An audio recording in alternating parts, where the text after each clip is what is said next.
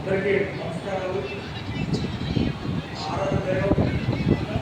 తెలుగుదేశం ముఖ్యమంత్రి వర్యులు శ్రీ నారా చంద్రబాబు నాయుడు గారికి, యువతకు పూర్తిదాత, Telugu Desam party national working president మంత్రి వర్యులు శ్రీ నారా లోకేష్ గారికి, ఆంధ్రప్రదేశ్ తెలుగుదేశం పార్టీ రాష్ట్ర అధ్యక్షులు